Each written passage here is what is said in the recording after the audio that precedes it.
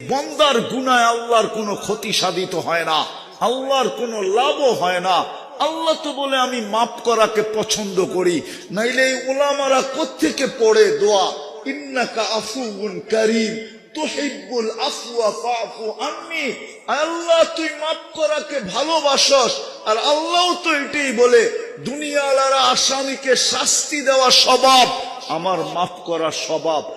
এক যুবক তো ডেলি রাত্রে আল্লাহর কাছে মাপ চায় না, বেশি কিছু তো ছিল না। আমি একটা একটা করে দেখাইতেছি। প্রথম মাপের থেকে শুরু করলাম। যদি ডেলি একবার হাত উঠায় মাপ চাইতো যে আল্লাহ মাফ করে দেন, তাইলেই তো মাফ করে দিতেন।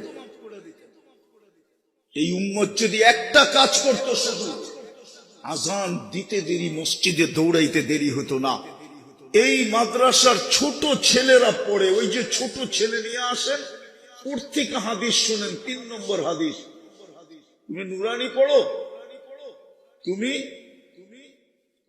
নুরানি পড়ো, নুরানি মক্তবে পড়ো না? কে পড়ে মক্তবে? নাজেরা। আরে মক্তব পড়ছো তো? হ্যাঁ, মক্তবের 3 নম্বর হাদিস, মিফতাহুল জান্নাতিস সালাহ।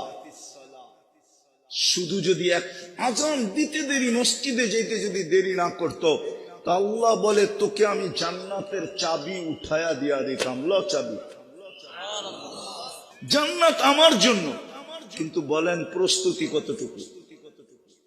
আসল জায়গায় চলে আসছি, প্রস্তুতি কতটুকু? প্রস্তুতি কতটুকু এই জান্নাতের জন্য?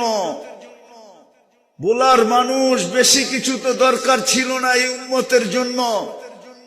আমি হাদিসে সহি দিয়ে প্রমাণ দিব, এই উম্মতের জন্য বেশি কিছু দরকার ছিল না।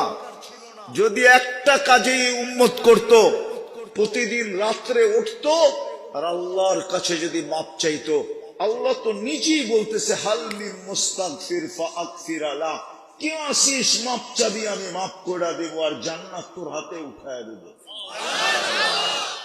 এই মজমায় তো একজনও আছে কিনা ডেলি রাত্রে উঠা আল্লাহর কাছে